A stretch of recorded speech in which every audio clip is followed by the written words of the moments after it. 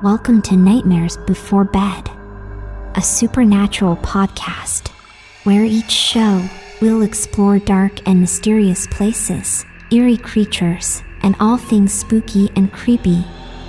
And speaking of spooky and creepy, please help me welcome your hosts Jonathan Rosen and Troy Cannon. Hello, and welcome to another edition of Nightmares Before Bed.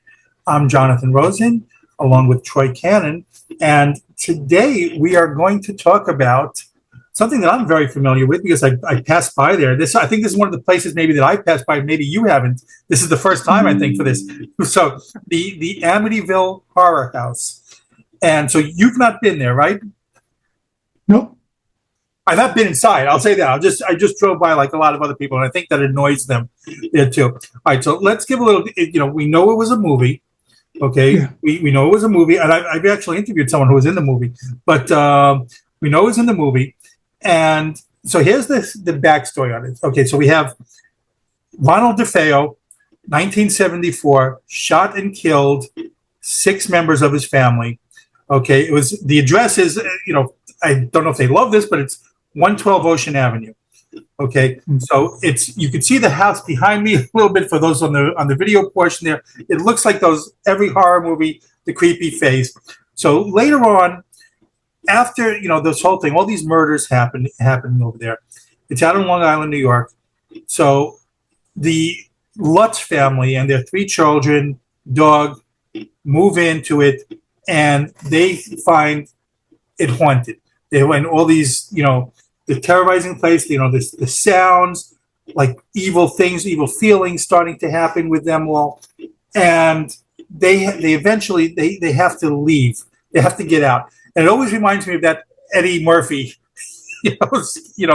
comedy, like he says that, black people come into the house and they hear get out. Well, too bad we can't stay. But this was not it. So what did you know? What did you remember about this before we started researching it now? Do you remember when it all came out? Because we were kids then when this whole thing came out. And I remember hearing about it then. I remember it being in the news then and the book and everything like that. Do you remember it from when we were kids? I remember it when I was a kid, and it didn't, because of the paranormal stuff in my life, right. It wasn't shocking.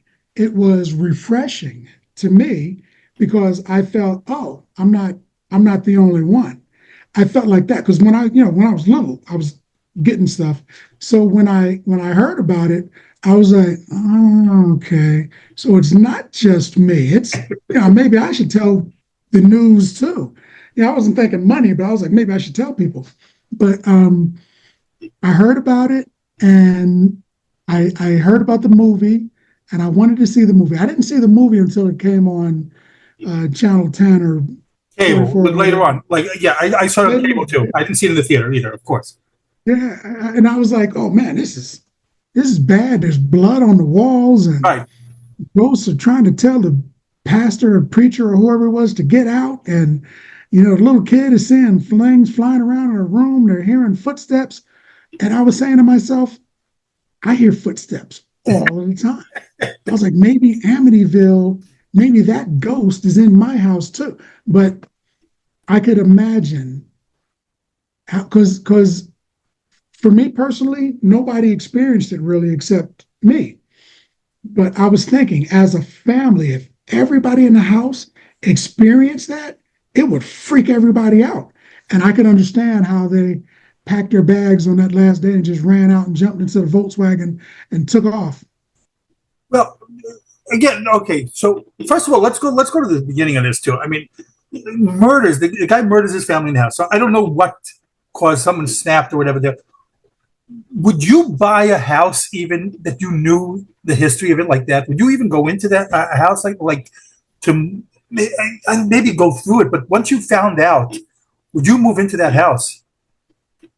There is not a chance. If I came to your house and you told me that walking past your bed, you had bumped your foot in the middle of the night, walking past your bed, I'd look just to make sure. When somebody gives me a warning of something, it registers and it stays there. So when they say that there was a murderer that killed his family, then I'm thinking, okay, well, I heard you. That registers as a warning to me. I'm not going in there. I tell a lie. I would go in there to check it out, but I'm not staying for any length of time. And if I hear a voice tell me to get out, I'm full on Eddie Murphy. I'm like, okay, Right. and I'm leaving. I'm not doing it. I got There's enough zero ghosts of my way. own.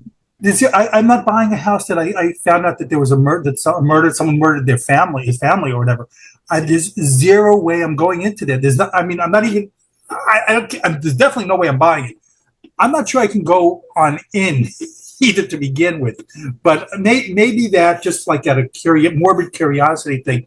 But I'm not buying that house. And then you hear all these things about like like they said, blood on the walls or voices, get out. I hear that once. I'm done. I'm really done. So what are the other things that you discovered while we're reading? What else did you discover? Because we don't know about the stuff like that was in the movie. That we saw like little blood trails or whatever on the wall and the voices. So what else did you discover that you maybe hadn't known also? To me, the Amityville Horror and the Amityville House was, in my mind, always the scariest house in America, maybe the world.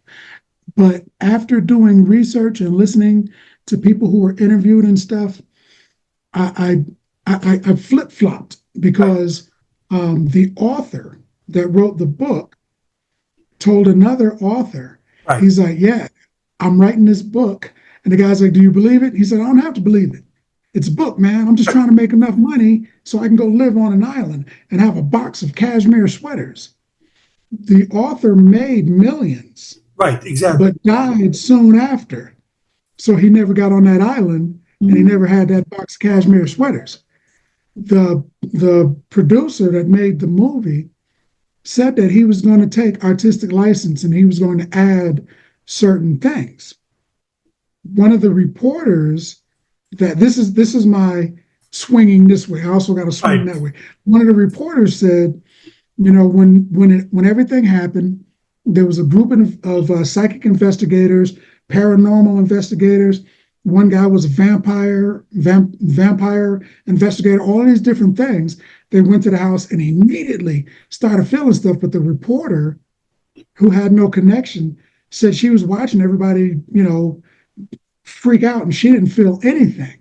But they had a motion detector camera in one of the hallways, and it was like flap, flap. Well, it wasn't a motion detector. It was a repeated shot. Right. It was like pop, pop, pop, and it just kept shooting. It shot supposedly hundreds of shots. The cameraman, who painstakingly has to go through every single picture, is flipping through pictures. There's nothing. He sees people walking around, and then there's nobody. And then all of a sudden, he gets what they call the ghost boy. Out of all the pictures, the hundreds of pictures, there's one picture of a small kid about 9 or 10 years old peeking his head out. Mm-hmm. There's no, right before that shot, he's not there. Right after the shot, he's not there. So they could have easily just missed it if this guy wasn't flicking through all of the pictures. That picture has never been debunked. It is an actual picture of a child standing there peeking out of a hallway. They have no idea why. Nobody on set brought a child. They don't know who that kid was. They showed it to the father, the Lutz father. He showed it to his family. Nobody knew. The daughter said, oh, that's the little boy that visits at night and tells me about his family. So that made me say, well, that's interesting. Because I went to a website where they've got all of these famous, stuff, people looking through a window where there shouldn't be people there and stuff like that. All these ghost pictures, that is amongst the top of the non-debunked pictures. And that would just chase me out of the house. I'd never go back in there. I agree with, but there are people who claim that the the family just like, made up a lot of stuff. And you touched upon a little bit that none of it happened, that it's just like, they said it all because of what had happened there previously. They wrote the book just to cash in there too. And there's like all these things here, like I was reading, besides this, they said about this, all the flies and everything attract, all appearing. But they said that the owner had been a satanic worshiper, one of the previous owners, and they were like, that it was buried. Like again, we're going to, this on the burial ground or something like that, which is like everything that we've tried to do. So everything that we've done so far, it's like, something that ties in like the Shinnecock burial ground. Again, we go back to Native American stuff. It's just like in everything we've done so far. But those can't be corroborated. It said that they don't know if those things are true or not. So like a lot of the stuff here, they think that a lot of the stuff maybe just came out after the movie, after the book for legend.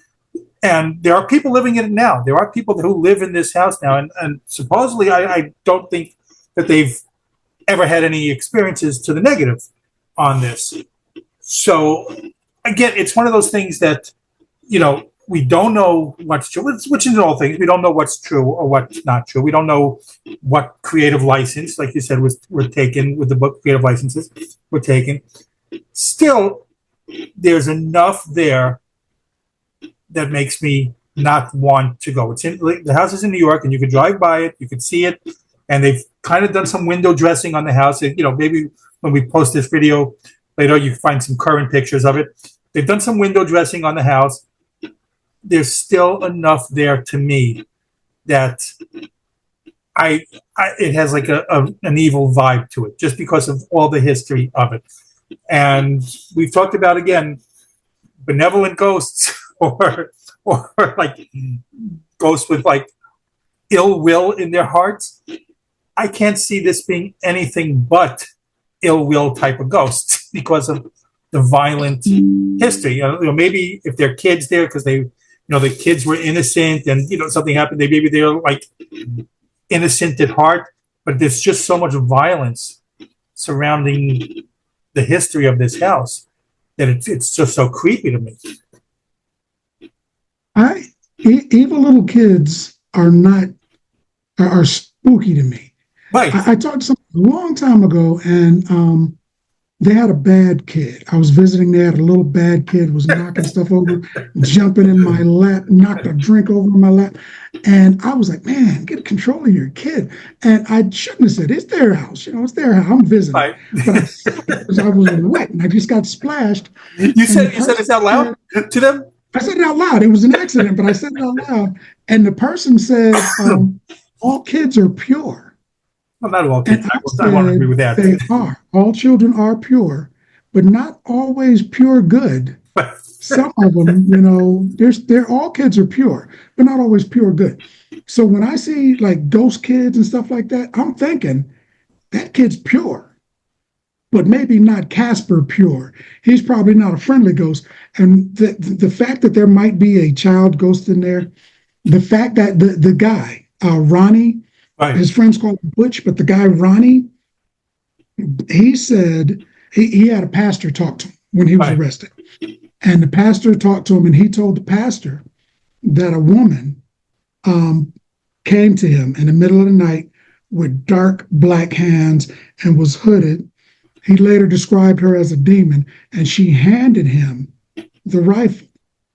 Now, to me, what was significant about that was when they went to court for the original murders, supposedly Ronnie shot his father and his mother while they were in bed, went down the hallway, shot his two brothers, went upstairs and went downstairs and shot his two sisters. So he shot, they said, about 9 rounds. Right. And when they investigated, they found out that from that weapon, one shot could be heard 5 blocks away. Yeah. So he shot the father, and the mother didn't wake up. She just kept sleeping. He shot the father a couple times. He shot the mom a couple times. The kids had to have heard it, but they stayed in the bed, and he went around and shot them. So I'm thinking, how did he do that? What kind of weapon was that? The next door neighbors said they never heard gunshot. One neighbor said he heard his dog bark because something was going on. So he checked on he actually walked out of his house, checked on his dog, and then went back in the house, and still, even outside of the house, didn't hear the gunshots. So a demon handing him a special demon gun. I'm thinking, okay, well, that's why nobody heard it. Then the gun wasn't found, but there was an investigator at the house. I don't know why. I didn't find out why, but there was somebody at the house watching the house, supposedly the night of the murders. Right. And there was a hooded woman that he thought was the oldest sister, to Ronnie, the oldest daughter, that left the house, got in the car, and drove down the street to where this pond was. I'm sorry, they found a gun at the pond, to where the pond was, and she was in a hood and had black gloves on, right. And she's holding the weapon. So it could be that Ronnie, what one of the theories I saw was that Ronnie either was visited by a demon, or his sister, who was just a couple years younger than him, who may have had a not natural relationship with her brother.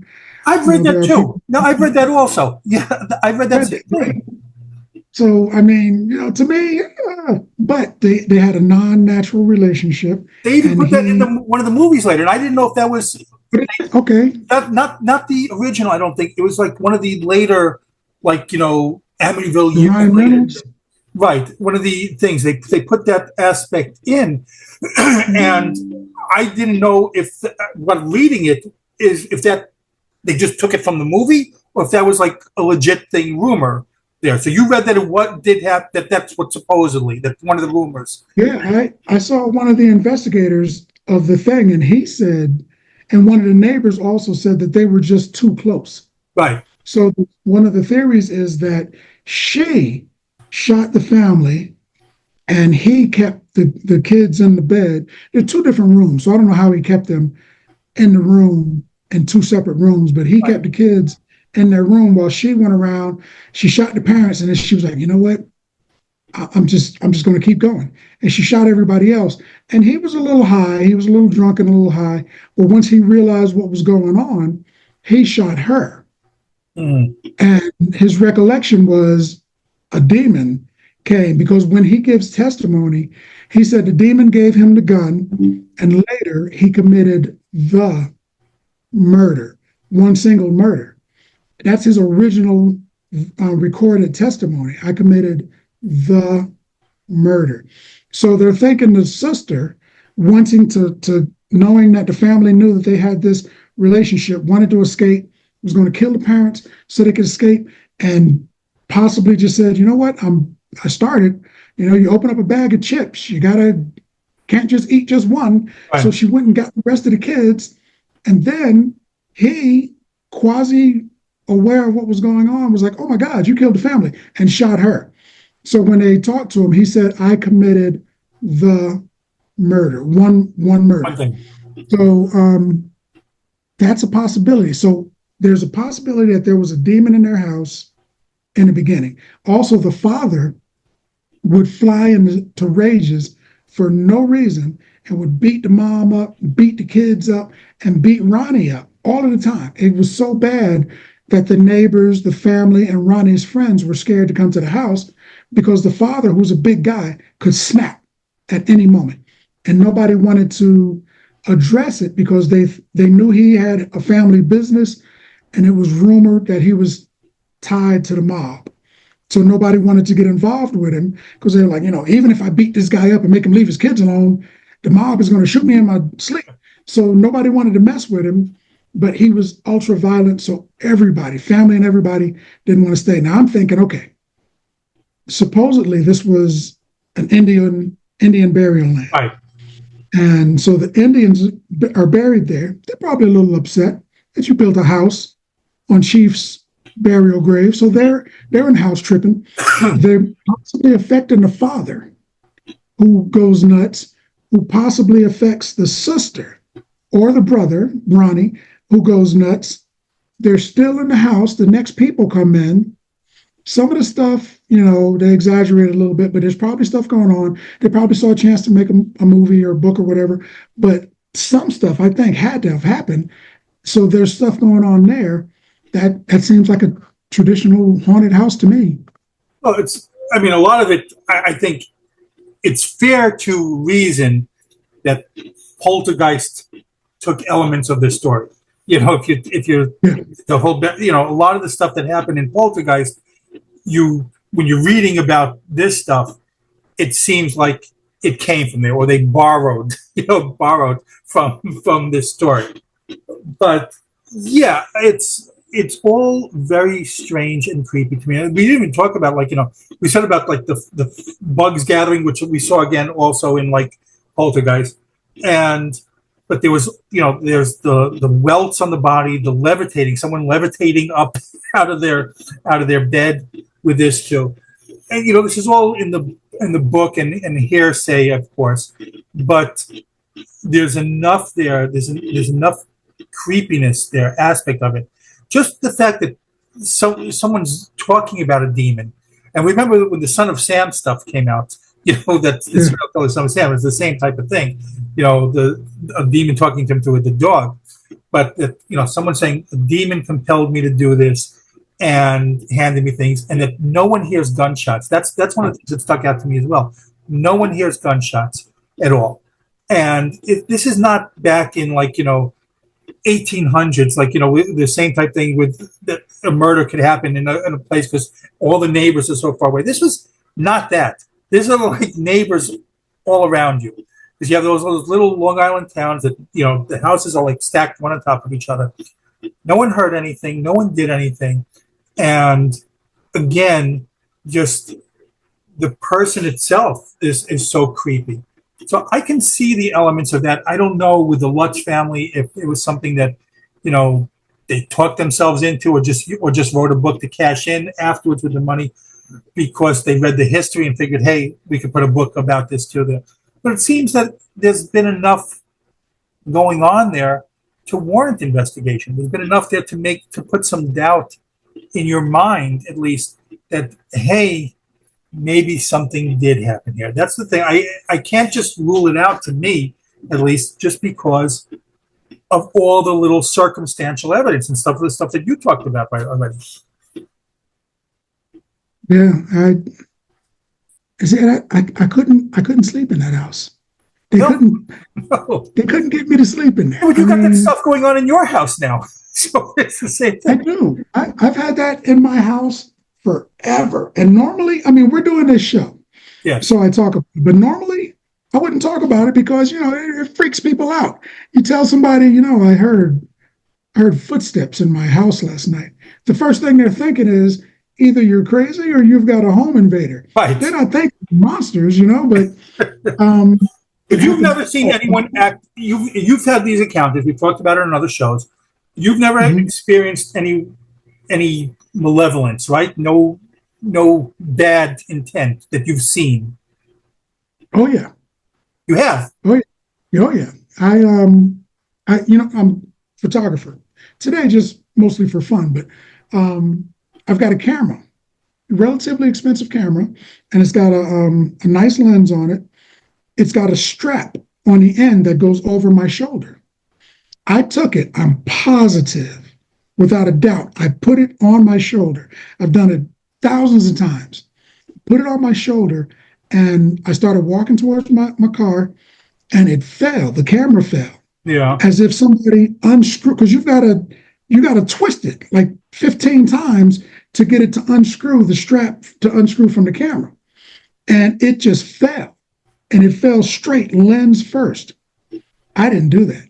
When I broke my shoulder, when I was living in the other place and I broke my shoulder, I could feel a hand on my back because I'm holding boxes, but I've been taking boxes up and down. You felt something push you. You felt a push? I felt something push me. I felt hands. Just like I'm touching my shoulder, it felt like hands on either side of my shoulder.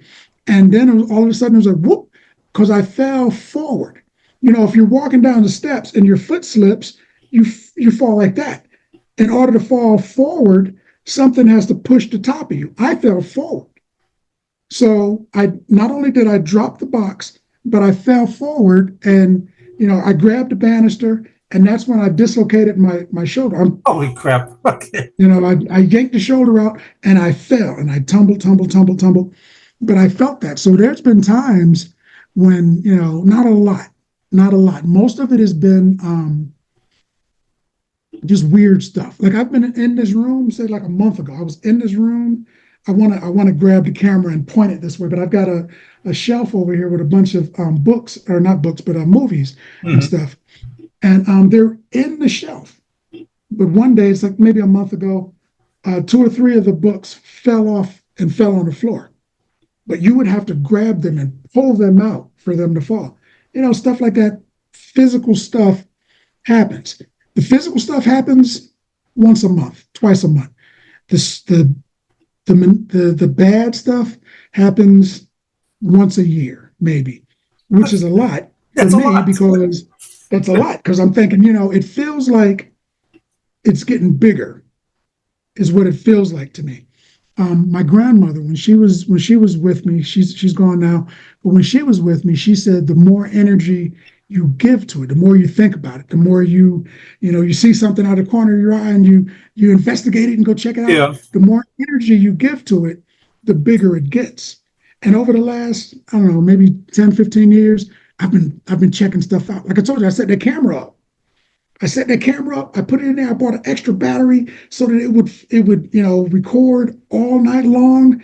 And then I got up here where I got all this stuff, and I'm sitting there and I put it together and I pull up the thing and I'm staring at the screen and I'm like, I know there's something on there, man. I don't think I want to look at it. And I stared for like 5 minutes at the screen, and then finally I just went boop, and I deleted it. You told me that you deleted that stuff without watching. Now, all right. So perhaps if you give more energy to it, it makes it stronger. Perhaps we should not be talking about it on these shows. And again, makes me, I'll reiterate that I don't think we can ever hang out personally again. I think we're going to keep it by Zoom from now on for the rest of our lives. That's why the clown at your house attacked me. I did clown. That clown. So I'm going to blame you for that now. That clown was a creepy ass clown. That's the only thing in my life that's been like that, that seemed like something possessed. And I think we talked about it on other shows, right? And I had a clown that was like the paper mache clown hanging on a swing, and no matter what you did, no matter how I did the rope or anything, it kept turning. And you remember this because you were there. It kept turning to face back into the room, no matter how we placed it. And no matter what I did to the rope at the top, no matter how tight I made it, no matter how I hung, this stupid clown, that it would turn back into the room to face me. And again, it is like, I always thought like, oh, this is a funny little thing, this funny little quirk. After I saw Poltergeist, that thing came down. It had to come down. I could not keep that stupid clown up. And I think that's part of my fear. I hate clowns now. I hate them. I can't stand them. And I think it starts with Poltergeist, but it also comes from that stupid little creepy clown that we had in the house. I hated that thing so much. To drag you under the bed. Exactly. So yeah, I can't stand them now. So now I it's not the clown. I realize it was you. So you were at my house so often. So, being born with a veil on my face, whatever that means. So all right. So let's go back to this Amityville stuff now. Okay, so reading it again, looking at it now, we kind of knew this stuff beforehand before we took a deep dive this week. Reading about it, watching videos about it, and then the movie starts coming back. I haven't seen the movie in many, many years. So, and I've probably just seen the movie once because I'm not. I love talking about this stuff, but I'm not really a horror person. A horror movie person unless there's comedy in it. I like horror comedy. Those things I watch a lot. But so I've not seen this movie in many, many years. Going back at it now, was there anything that we talked about that you didn't remember from before? And what are your thoughts now, just revisiting it? You believe? It it had been so long. I mean, Amityville for ghosts is like Bigfoot for cryptids. It's the big one. Right. So I knew about it. I thought I had it fresh in my mind. I remembered the house with the two windows that looked like eyes, right, yeah. that looked like its nose. I remember the house looking at you, and then it's one of the most famous. Like you said, it's one of the most famous ones. Period. Anywhere. Yeah, yeah. I couldn't remember a lot of that stuff. A lot of it slipped my mind. I didn't, I'm a big movie guy. I didn't remember the actor. He didn't look like the same guy. When I looked it up and looking at the actor, I was like, they replaced the actor 60 years ago, whenever that was. They stuck a different actor in there somehow. I didn't remember the actor. I forgot that Ryan Reynolds did the remake. I didn't remember any of that stuff. I remembered the blood on the walls. Mm-hmm. I remembered the Get Out. Get Out is the big one. The big one for me. That was yeah.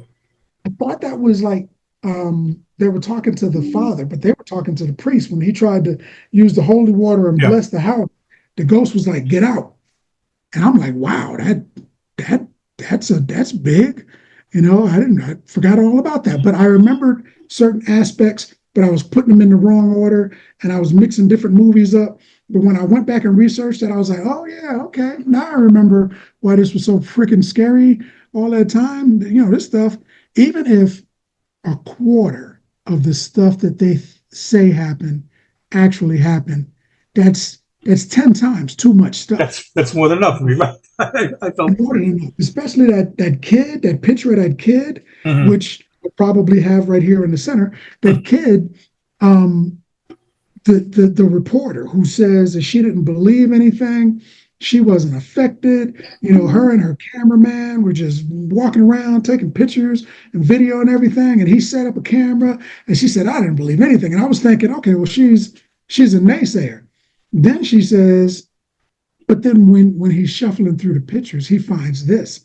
And they showed the picture and I'm like, well, that's odd because that shouldn't be there. If what she's saying is true, then they just took a picture. Like, what was the movie? There's a movie where a lot of people pass. Was it Creep Show, I think? I think it was Creep Show, the movie. And they're filming and they get the picture. Remember the ghost child, the ghost boy? Yeah. And there's a picture of him in there. So I'm like, this reminds me of that other movie. So, which is another reason why I didn't want to look at that film, because I'm sure I caught something. But when you're filming stuff, you catch stuff sometimes. And they caught this, and I'm like, when I went to now I forgot the name of it, the Stanley Hotel.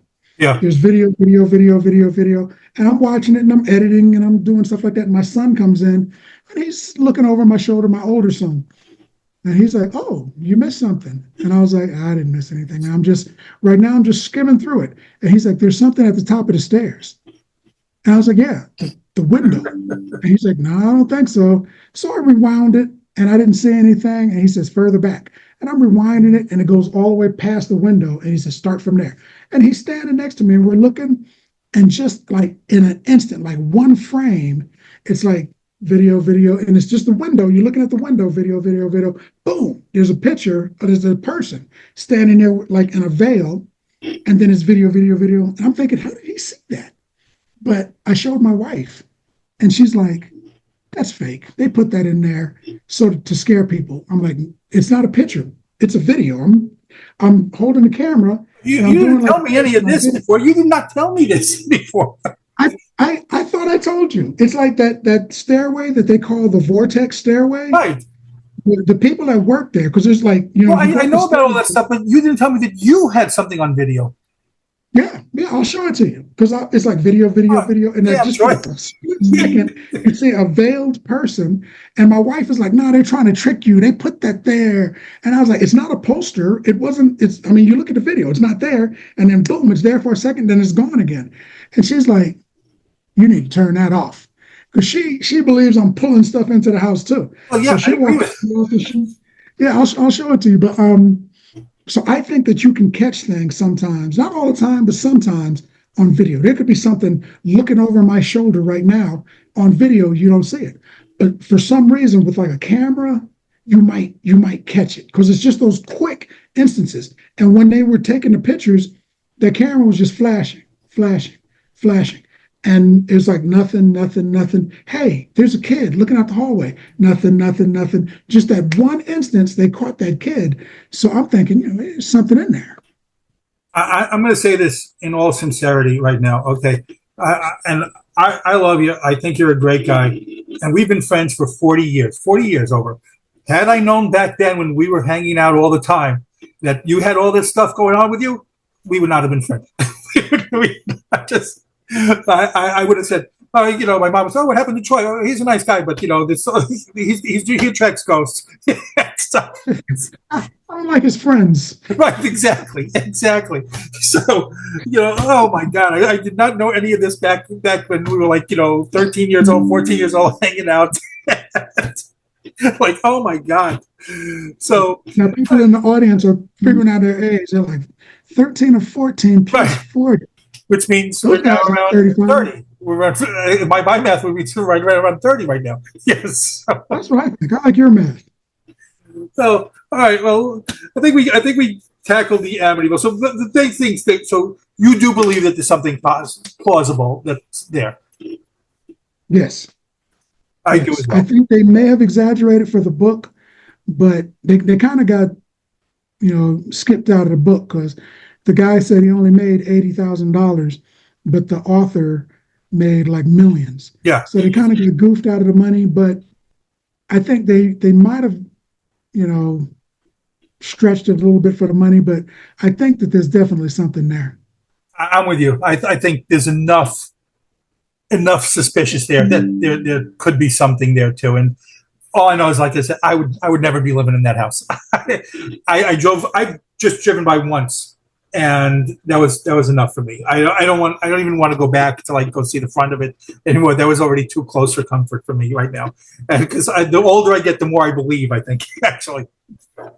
Now I've never been to the house, but if you look it up on Google Maps, everything's clear, but the house is blurry on Google Maps.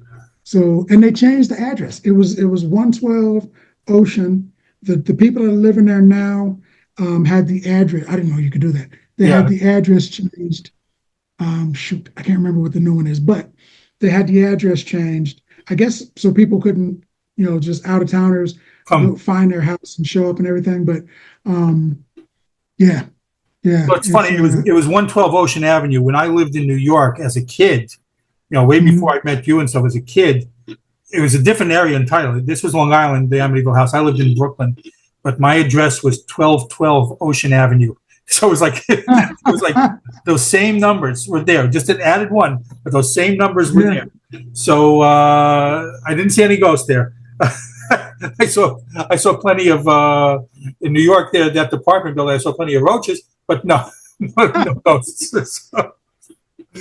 But anyway, all right. Let us know what you guys think. If you've seen it, if you've heard anything that we haven't covered on the Amityville Horror House, and what your thoughts are about this. To me, this was another creepy one. We've been doing a lot of creepy ones lately, and this was a creepy one for me. So, all right. Well, anyway, this has been Nightmares Before Bed. I'm Jonathan Rosen with Troy Cannon, and please like, comment, and subscribe. Subscribe.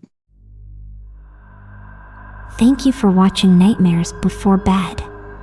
And now, it's time to shut the lights, close your eyes, and go to sleep, if you can.